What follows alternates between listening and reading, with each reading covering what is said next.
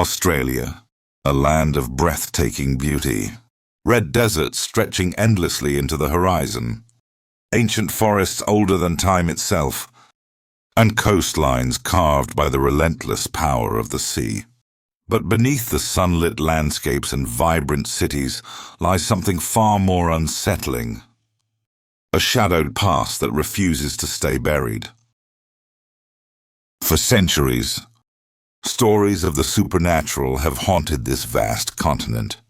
Tales of restless spirits, ghostly figures, and whispers in the dark have been passed down from generation to generation. Some are legends, some are folklore, but others are chillingly real. Australia's history is steeped in blood and suffering. The colonial era saw prisons built to hold convicts in torment. Asylums rose to confine the vulnerable and the forgotten. Hotels, theaters, and homesteads became the stage for tragedy, death, and despair. And in each of these places, echoes of the past still linger. Tonight, we will journey deep into this darker side of Australia. We'll uncover the secrets of 10 places so haunted, so consumed by tragedy, that they have become infamous across the world. From prisons drenched in misery, to asylums echoing with madness, to homes where spirits refuse to leave. This is not a tale for the faint of heart. For the further we go, the closer we come to understanding that death is not always the end. Sometimes it's only the beginning. Welcome to the dark and strange. And these are the 10 most haunted places in Australia.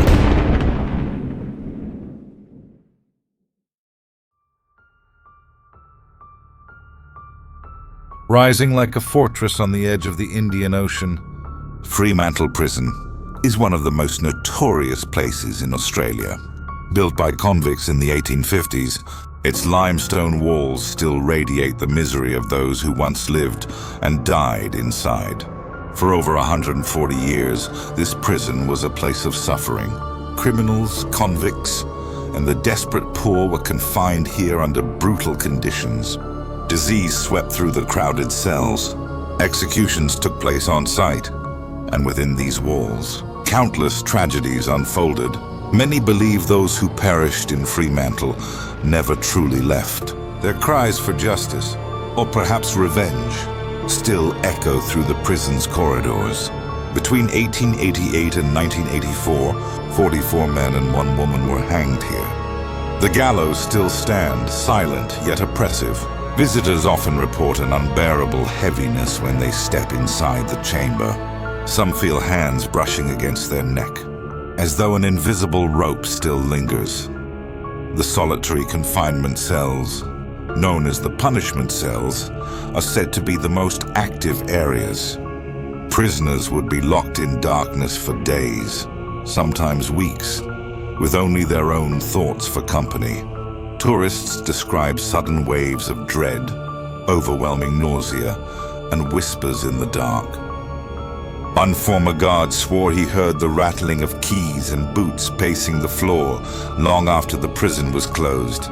Another reported seeing a figure in old prison uniform standing by the main gates, only for it to vanish when approached. Paranormal investigators have recorded chilling evidence.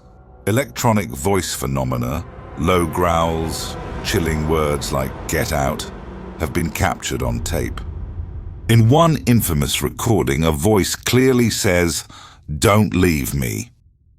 Guides tell of a woman dressed in black who appears near the chapel, believed to be the ghost of Martha Rendell, the only woman executed here for the murder of her stepchildren. Witnesses claim her face appears in the chapel's windows, watching from the shadows. And in the morgue, where bodies of the executed were kept, some visitors report feeling a hand tugging at their clothing. Others say the smell of decay lingers, even though the room has been empty for decades. Fremantle Prison is more than a historical landmark. It is a monument to suffering, injustice, and death. Whether you believe in ghosts or not, the air here is thick with sorrow. Every stone seems to hold a memory.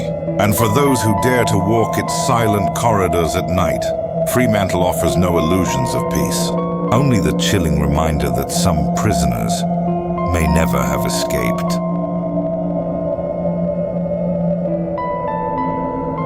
On the windswept coast of Tasmania lies a place steeped in tragedy and fear, Port Arthur. Once a brutal penal settlement, now one of Australia's most infamous haunted sites. Its ruins are picturesque by day, but when night falls, the air becomes heavy with sorrow, and whispers from the past rise to the surface. For thousands of convicts, Port Arthur was the end of the line. A place of punishment, isolation, and despair. Its very purpose was to break men, to crush their spirits until nothing remained. Founded in 1830, Port Arthur quickly gained a reputation as one of the harshest penal colonies in the British Empire. Prisoners endured back-breaking labor, floggings, and solitary confinement in cells designed to silence them completely. The settlement was not just a prison. It was a world unto itself, with churches, hospitals, and an island cemetery known as the Isle of the Dead. More than 1,000 convicts, soldiers, and settlers were laid to rest there, but many say not all of them stayed buried. In 1996, Port Arthur was again marked by tragedy during a mass shooting that shocked the nation. This modern-day horror only deepened the site's dark legacy, cementing it as a place of grief and restless energy. Ghost tours at Port Arthur are among the most popular in Australia, and countless visitors report chilling encounters. In the parsonage, once the minister's residence, guests hear children's laughter echoing through empty rooms. Others have seen a woman in blue, her figure drifting silently across the ruins before vanishing into the night. Inside the separate prison, where silence was enforced as punishment, visitors describe feeling watched from the shadows. Some are overcome with sudden panic, struggling to breathe, as if the walls themselves are pressing in on them. Even on the Isle of the Dead, guides speak of ghostly figures lingering among the gravestones. One tale tells of a tourist who saw a man in a tattered prison uniform standing at the edge of the cemetery. When they turned to call out to their group, the figure had vanished into thin air. Paranormal investigators have captured eerie evidence here. Unexplained lights darting across the ruins, disembodied voices recorded on EVP sessions. And in one chilling incident, a tour group swore they saw the same figure standing in a tower window, yet the building had been locked and empty for decades. One former guide described leading a small group through the commandant's house. As he told the story of a servant girl who died tragically there, the door behind him slammed with such force, the floor shook. But no one else was inside. He never led another tour again. By day, Port Arthur appears calm, its crumbling walls a reminder of Australia's colonial past. But by night, the truth is undeniable. The settlement is alive with memories of cruelty, suffering, and untimely death. For the spirits of Port Arthur, freedom never came. And for those who dare to visit, the question lingers. When you step into the shadows of Port Arthur, are you alone? Or are you surrounded by the restless dead?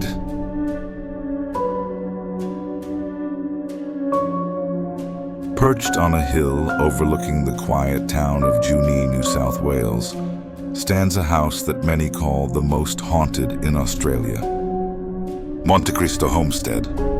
By day, its grand Victorian facade suggests elegance and history, but by night, the house becomes something far more sinister. Within its walls are stories of tragedy, cruelty, and lingering spirits that refuse to leave. Monte Cristo is not just a home. It is a mausoleum of grief, a place where death left deep scars, and where the dead still walk. The homestead was built in 1885 by Christopher and Elizabeth Crawley, wealthy pioneers of the district. The Crawleys lived in luxury, but tragedy seemed to follow them. Elizabeth Crawley, a deeply religious woman, was said to rule the household with an iron fist. When she died in 1933, her presence was so strong, many believed she never truly departed.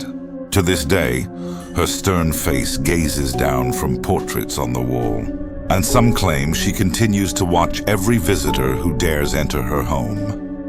But it wasn't just the Crawleys who met their end here. Over the years, the house witnessed horrific accidents and mysterious deaths. A maid fell from the balcony to her death. A stable boy was burned alive in a fire. A mentally ill servant was chained in the caretaker's cottage for decades, left to waste away in solitude. And in one of the darkest tales, a young boy was brutally murdered by a stable hand in the very stables that still stand today. Monte Cristo's haunted reputation is built upon decades of chilling encounters. Visitors report the sensation of unseen hands pushing them, cold spots that follow them from room to room, and sudden, unexplainable waves of dread. The ghost of Elizabeth Crawley is said to haunt the upper rooms. Guests describe icy hands pressing against their shoulders, whispers in their ear, or the sensation of being judged by unseen eyes. Some even claim her full apparition, dressed in black, stern and unyielding, has appeared at the foot of their bed. The cries of a child have been heard in the hallways, believed to be the murdered boy. In the stables, phantom screams echo late at night, as though the tragedy of the past is replayed over and over. And in the servants' quarters, lights flicker, footsteps are heard pacing in empty rooms, and some visitors feel the suffocating weight of despair, the lingering imprint of the man who spent his life chained in darkness.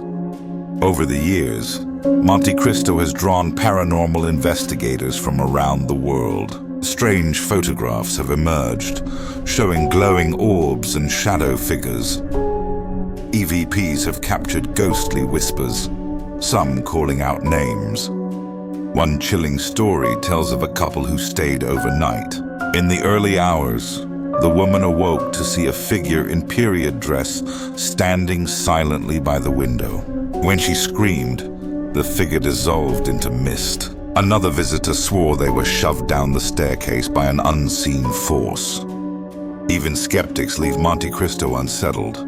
One journalist who spent the night reported feeling a presence so strong she refused to enter the house again. Monte Cristo Homestead is more than just a relic of the past. It is a living, breathing monument to tragedy.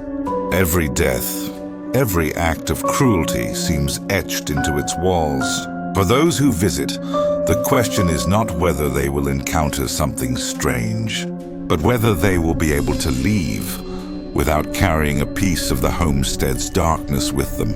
And if Australia truly has a heart of haunting, it beats within Monte Cristo. In the heart of Melbourne's theatre district stands a glittering jewel of the Victorian era, the Princess Theatre. Its grand facade and golden interior have dazzled audiences for more than a century. But behind the velvet curtains and shining chandeliers lies a ghost story unlike any other. For here, the show must always go on, even for the dead. The Princess Theatre first opened in 1854 and quickly became one of Melbourne's cultural landmarks. Over the decades, it has hosted some of the world's greatest performers, filling its seats with laughter, music, and applause. But on the night of March 3rd, 1888, tragedy struck. Frederick Federici, a baritone opera singer, was performing the role of Mephistopheles in Faust. At the climax of the opera, his character dramatically descended into the stage trapdoor, symbolizing a plunge into hell. But as the curtain fell, Federici collapsed beneath the stage, suffering a massive heart attack. By the time the cast rushed to his side, he was gone. He had died, in full costume. At the exact moment his character descended into the underworld.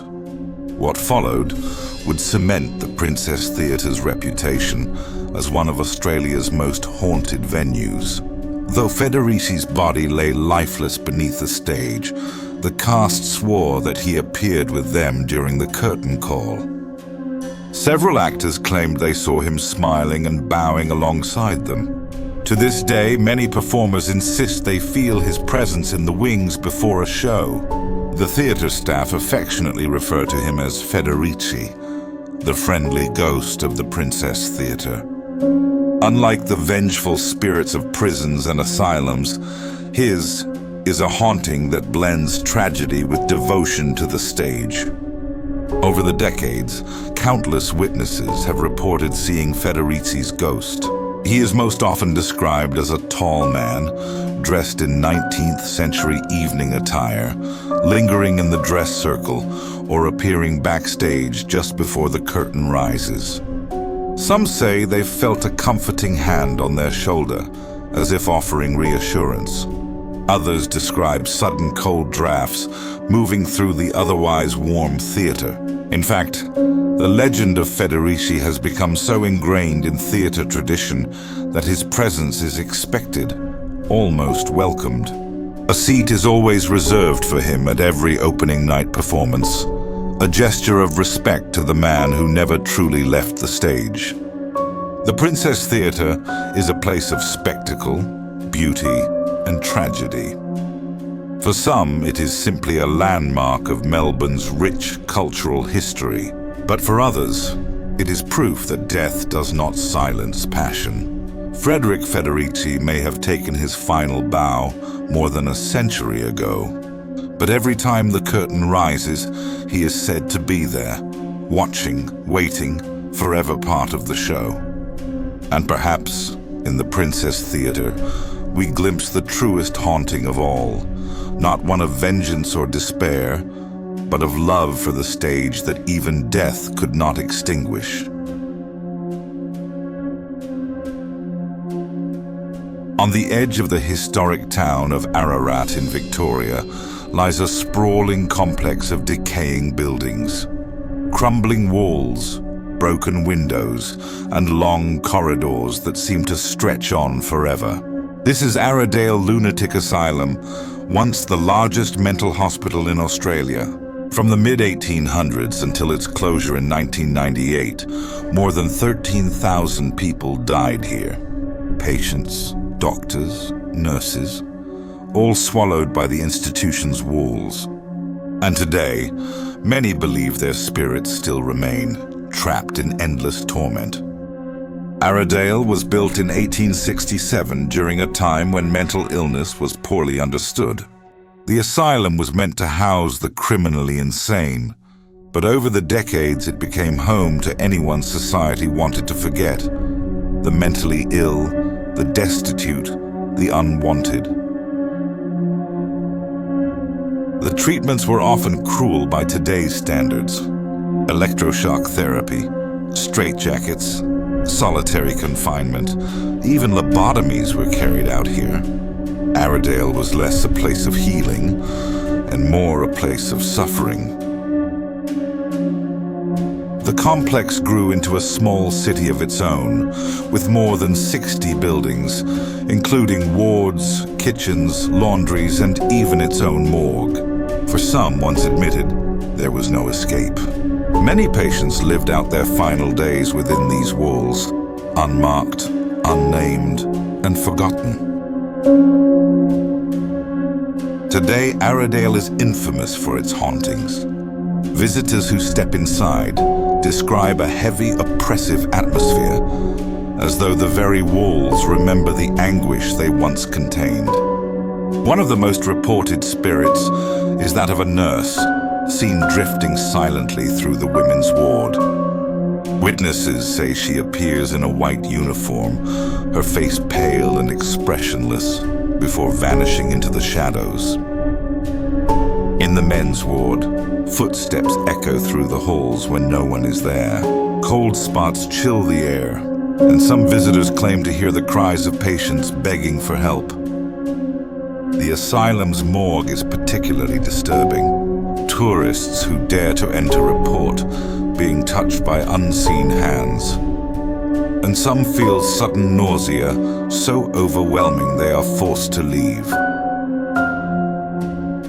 Paranormal investigators have recorded spine-chilling evidence at Aradale. EVPs have captured voices saying, "Leave, help me," and even children's laughter, though no children were ever housed in the asylum. One tour guide recalled leading a group through a corridor when every single person felt an icy wind pass straight through them, despite the windows being sealed shut. Another guest claimed she was scratched on her arm by something invisible, the marks lasting for days. Perhaps the most terrifying reports come from the old operating theatre. Some visitors describe hearing the clink of surgical tools, the echo of voices, and the sensation of being pinned to the floor, as though reliving the agony of the patients who suffered there.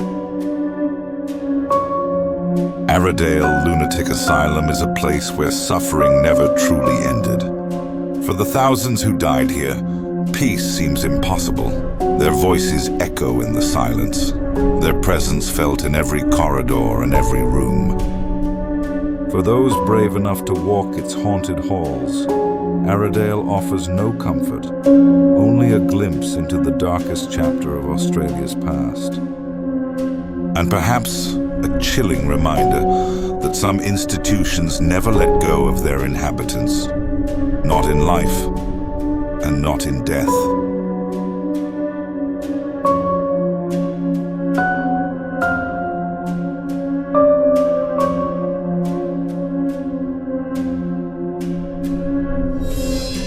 In the centre of Melbourne, surrounded by the bustle of the modern city, looms a relic of Australia's dark colonial past. Its stone walls are thick, its cells small and suffocating. This is the Old Melbourne Gaol, a place where fear was a daily reality and death was often the final sentence.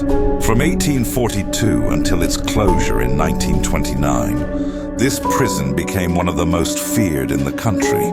Behind its walls, criminals, bushrangers, and the desperate poor awaited their fate, and many never walked out again.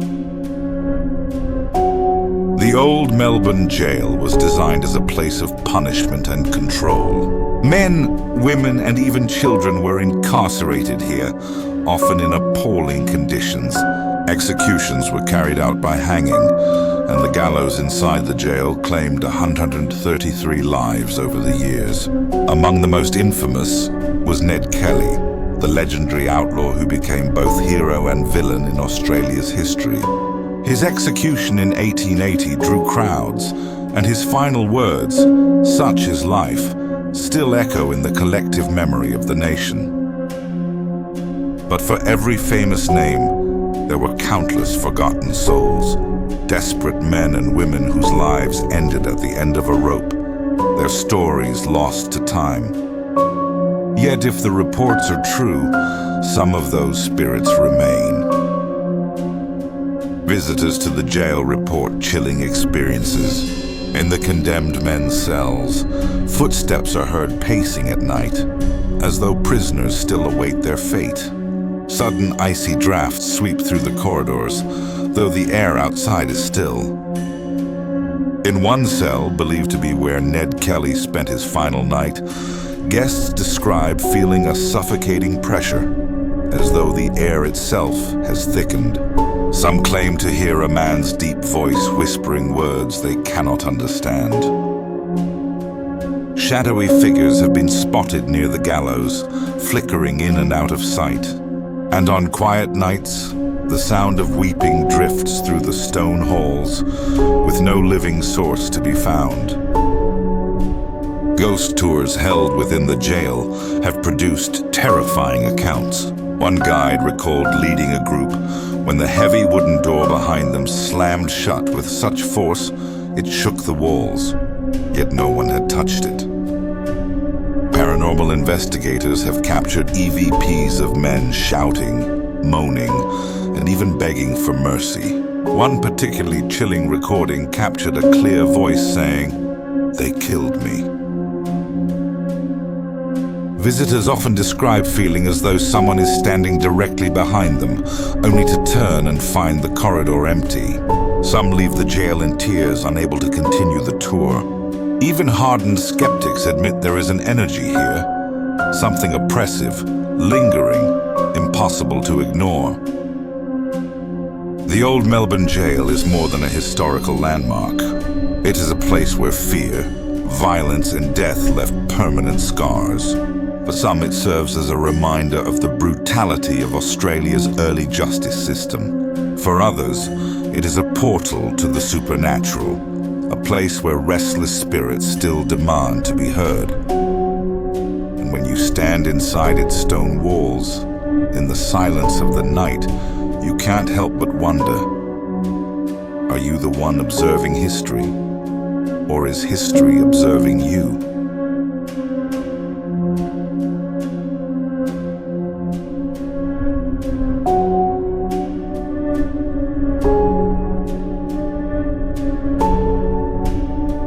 Tucked away in the rolling hills of Victoria's high country lies a vast complex of Gothic buildings. Windows dark, corridors endless, the silence broken only by the whisper of the wind. This is Beechworth Lunatic Asylum, once a grand institution, now one of the most haunted sites in Australia. For more than 120 years, thousands of patients lived and died within these walls. Many never left, and according to countless reports, some still remain, bound to the asylum in death as they were in life. Beechworth opened in 1867 and operated until 1995. At its peak, it housed more than 1,200 patients, many of them admitted under questionable circumstances. In those days, it took little more than a doctor's note or even a family member's request to have someone committed. Treatments were often harsh: restraints, isolation, electroshock therapy, and in some cases, lobotomies. Many patients spent their entire lives behind the asylum's locked gates. And during its long history, over 9,000 people died here. The grounds were nearly self-sufficient, with farms, workshops, and kitchens. But for those confined to the wards, life was anything but peaceful.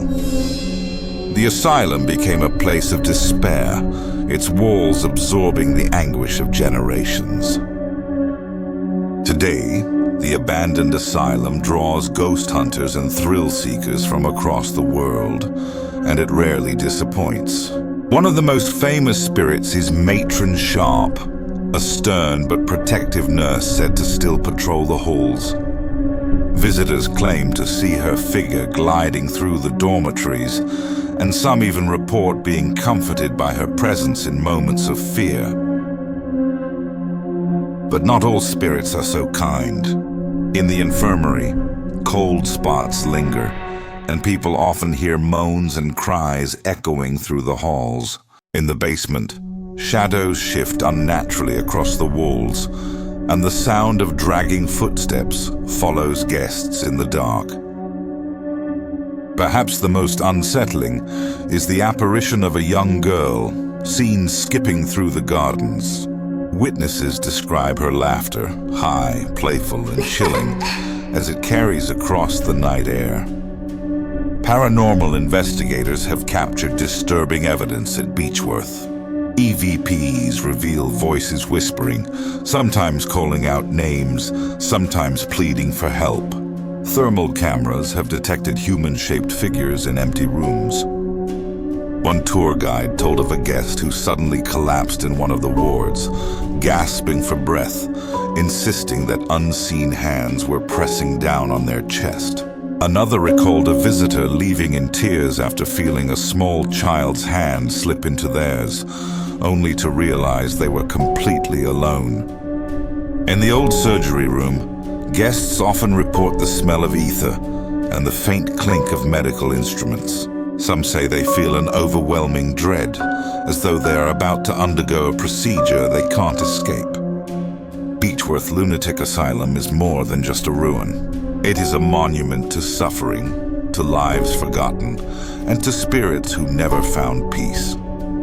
For those who dare to walk its long corridors, the line between past and present begins to blur. Every sound, every shadow, carries with it the possibility of a presence unseen. And when night falls over Beechworth, the asylum awakens, a place where echoes of the dead refuse to fade.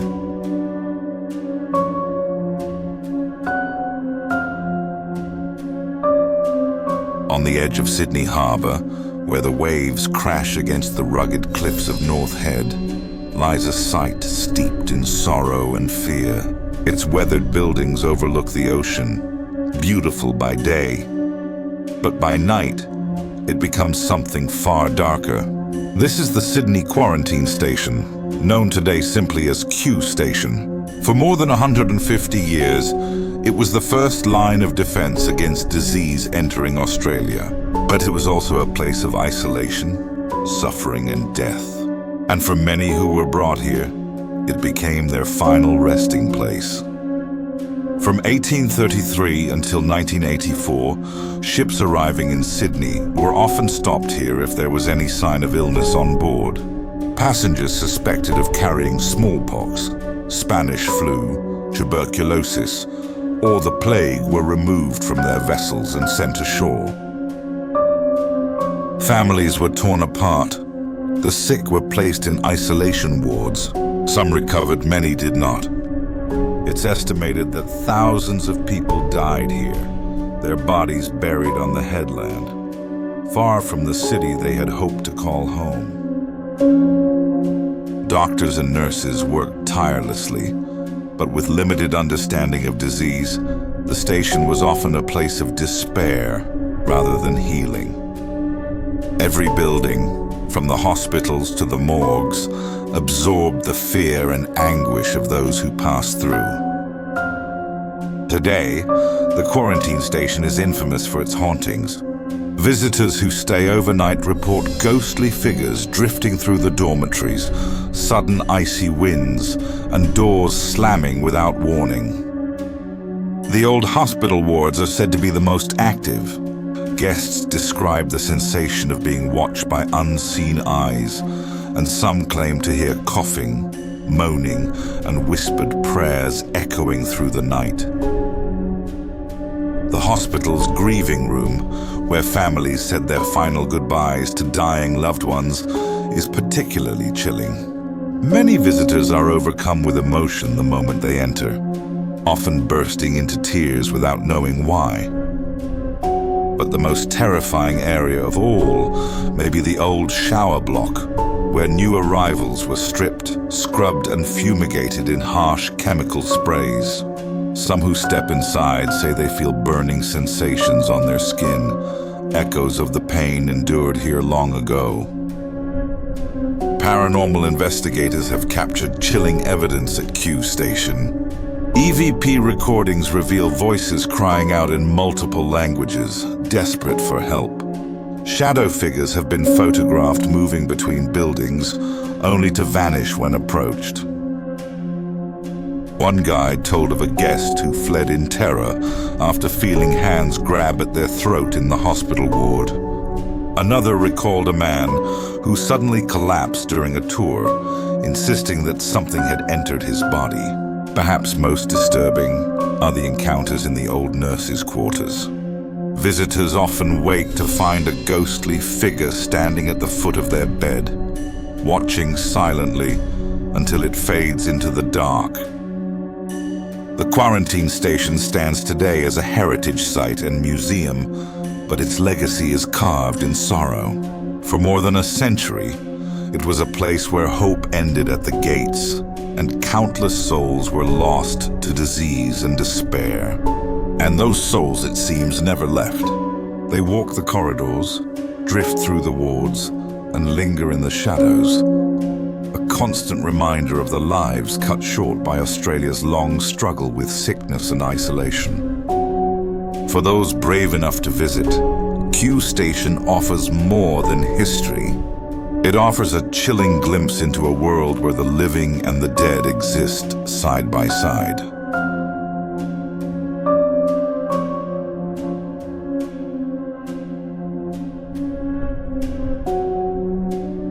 In the middle of Sydney Harbour, surrounded by glittering water and the city skyline, lies a rugged island with a history soaked in misery.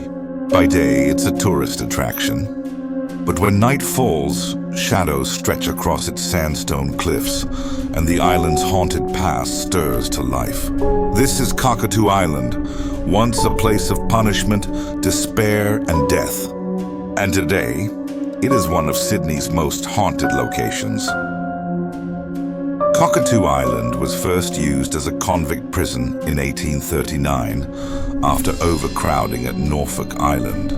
For decades, prisoners endured brutal conditions, forced to quarry stone and build their own cells into the rock. Many were locked in tiny solitary cells with little light, their chains clanking in the darkness. Later, the island became an industrial school and reformatory for girls, where children as young as 9 were incarcerated for crimes as minor as stealing food. Reports of abuse and cruelty were rampant, with punishments harsh and unrelenting. By the 20th century, the island had transformed into a major shipbuilding yard, but its past could not be erased. The suffering etched into its sandstone walls left a mark that remains to this day. Visitors to Cockatoo Island often describe a feeling of unease the moment they step ashore. The abandoned prison cells are said to be the most active. Footsteps echo in empty corridors. Chains rattle in the darkness. Some even report seeing ghostly convicts still shackled to the walls. The solitary confinement cells are notorious. Guests who dare to step inside describe the sensation of being touched or pushed, sudden chills, and an overwhelming sense of dread. Many flee within seconds. The island's reformatory also carries lingering pain. Shadows of young girls have been seen wandering the dormitories, and faint sobbing is often heard at night. Others claim to hear the cries of children playing in the courtyards, though no children live on the island today. Paranormal investigators have recorded disturbing evidence at Cockatoo Island. EVPs have captured desperate whispers with voices pleading, "Don't leave me here." One visitor on a ghost tour recalled seeing a shadow figure dart across the prison yard, only to vanish into a wall. Another described a violent encounter in a solitary cell, where unseen hands shoved him so hard he staggered backward. Perhaps the most unsettling story comes from the old tunnels beneath the island. Guests report hearing the sound of boots marching in unison, echoing through the darkness. Yet when the tunnels are searched, they are empty. Cockatoo Island may now be a place of festivals, camping, and tourism, but its past is never far away. Beneath the laughter of visitors lies a foundation built on pain, punishment, and despair. And when night falls over Sydney Harbour, the spirits of convicts and forgotten children rise from the shadows, reminders of a time when this island was a prison from which few escaped. For some, Cockatoo Island is a piece of history. For others, it is a prison that still holds its captives long after death.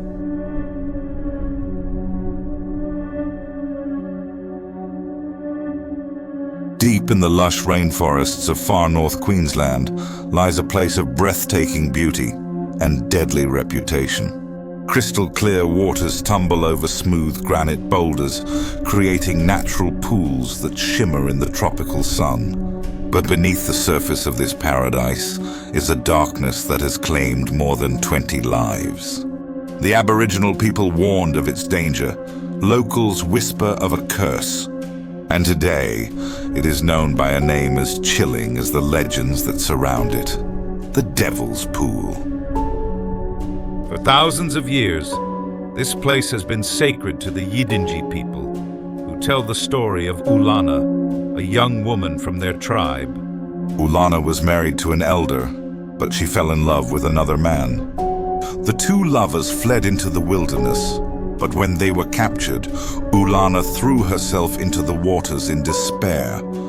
According to legend, her spirit remained, bound to the pools forever. The Yidinji people say her voice calls out to young men, luring them into the currents.